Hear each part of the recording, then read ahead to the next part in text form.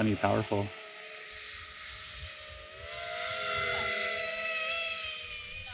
And these are the T-Motor motors that you're testing out? Oh, that didn't. Yeah, these are the T-Motor 3008 1155 kV.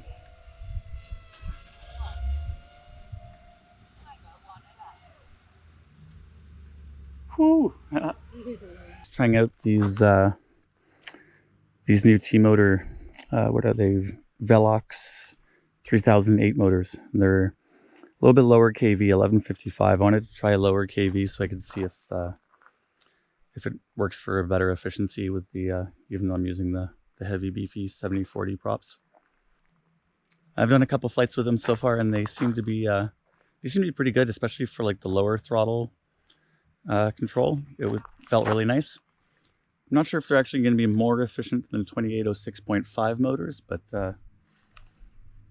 definitely some pretty low amps. It's only like 10-12 amps when I'm flying at around 50 kilometers an hour.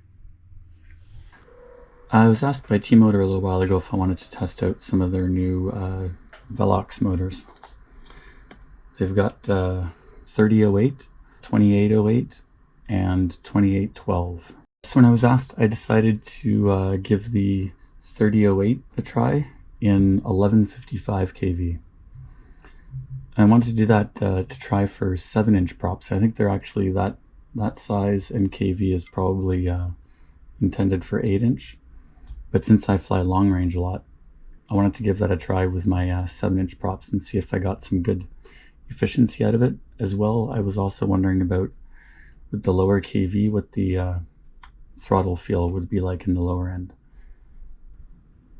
The way I fly long range, I like to get in close and kind of get really interesting shots that you might think you wouldn't be able to get when you're looking at the scenery from a distance. I'll show you kind of an example here where I really like to get in tight to the trees sometimes and fly around waterfalls and end up being in really close proximity to branches and so on, and in situations where there's zero chance of recovery, right? Like I'm not going to hike for 2 or 3 days and then rappel down a rocky ravine into a treacherous river to retrieve a quad. So that's what I was wondering, if these motors might be useful for that kind of application.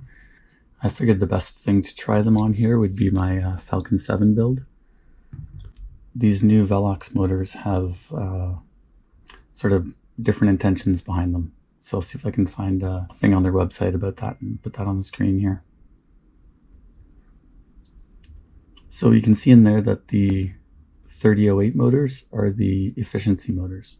Kind people at T-Motor sent me a spare one, I guess, in case I crash and break one. We'll just look at this brand new one that's not installed on my quad. So I hope that shows up on the GoPro there, that the windings in this are multi-strand now, compared to the single strand of the F90s. So with the multi-strand ones like this, I don't know if you can see that properly on here.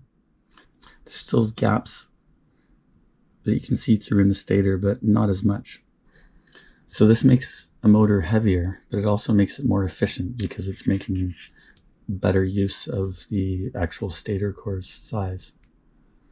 So let's take a look at some flight footage here now, see how it handles, and I'll comment a little bit more about what I thought about the feel of it while I was flying.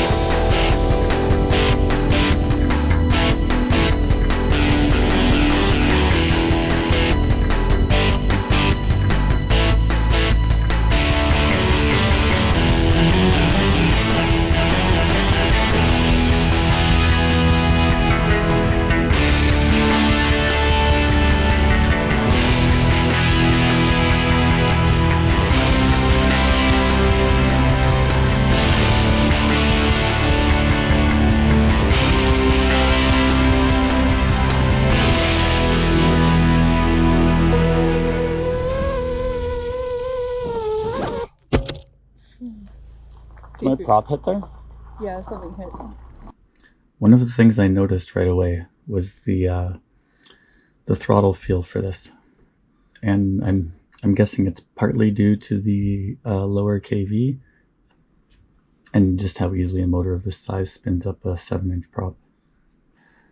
Because it doesn't pop up. It still has good response. If you hammer the throttle, it accelerates and gets up in the air. I'd say, if not as fast as my 1300 kV F90s, then pretty darn close. But down the lower end, like flying close to the ground, it just feels so comfortable. You'll see here in a couple of these shots that I had no problem at all just bringing the quad down a little bit and tapping the ground a couple times when I wanted to. I definitely felt a bit more comfortable flying close to the ground with these motors over the 2806.5 1300 kV.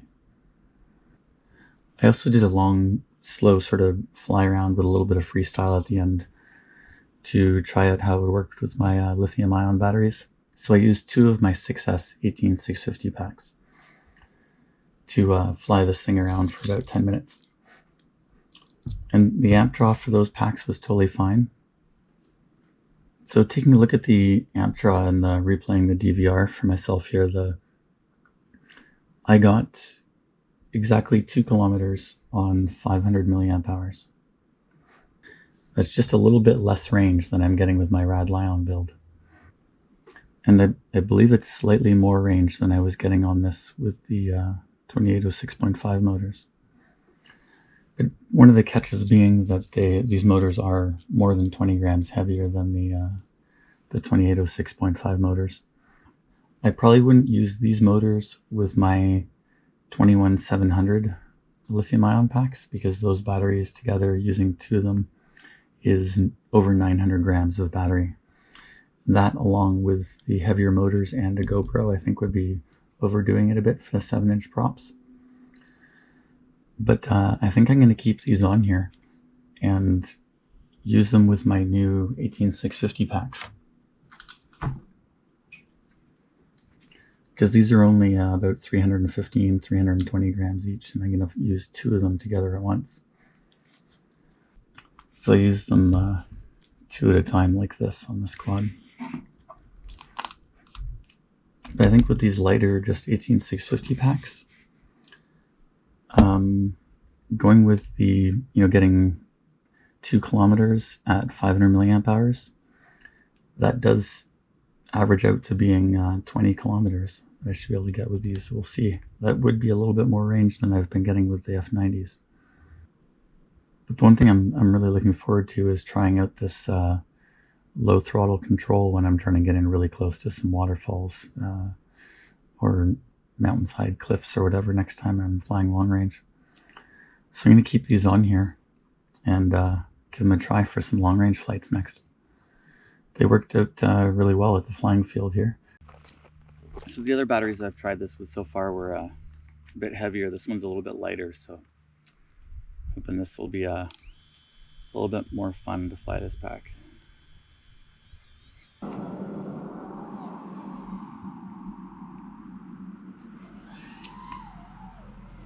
So with the lower KV, the pickup when I'm coming out of a dive, the pickup's not fast on the speed, but it's kind of a nice linear feel on the throttle though. It's at least comparable to the other motors. I think it pulls out of the dive a little bit more easily probably than the 2806.5s, even with the lower KV.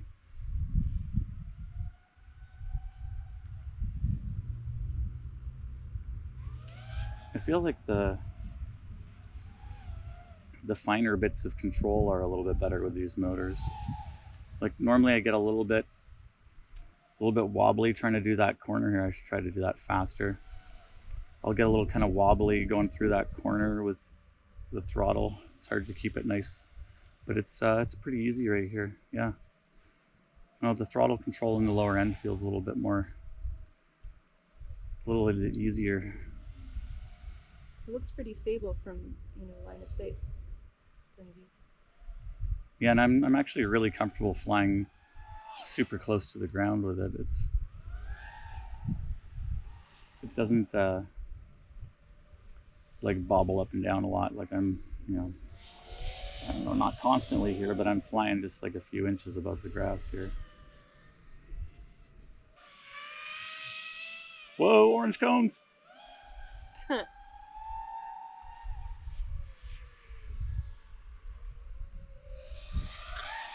Oh, I hit a branch. Let's see if that's just risk it and see if these props survive. Batteries between 3.6 and 3.7. Okay.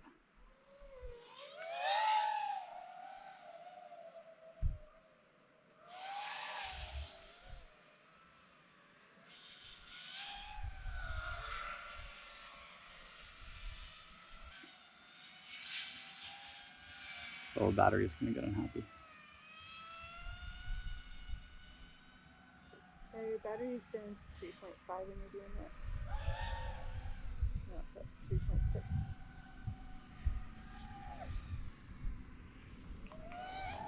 Whoa! That was plain luck there. Yeah, that'd be a little tall to try to get it out of.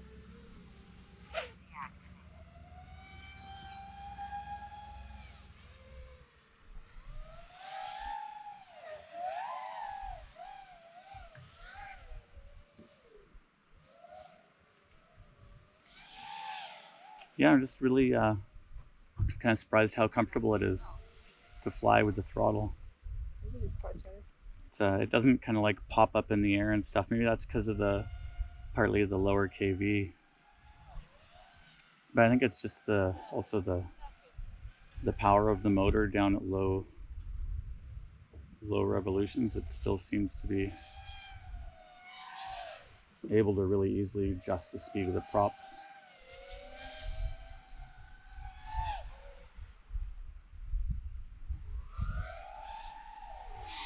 So your battery is between 3.4 and 3.5 now. Okay.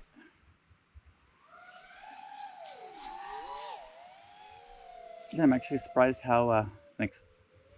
How nice it feels with the lower KV. It still feels like plenty powerful.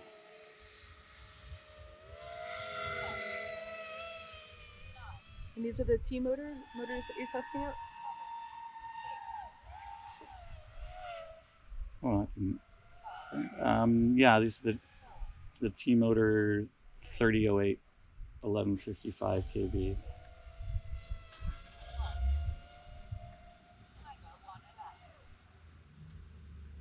Whew! Didn't have quite enough momentum there.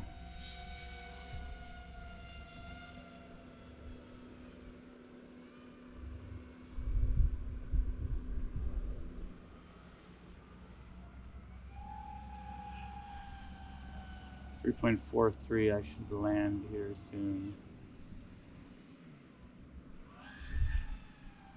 One more power loop. You dropped down to 3.2. Oh, that means my battery is going to get unhappy really quickly. Oh, it's actually hanging out there. It's not just dropping. But that's 20 to 25, 60 milliamp hours out of a. Oh.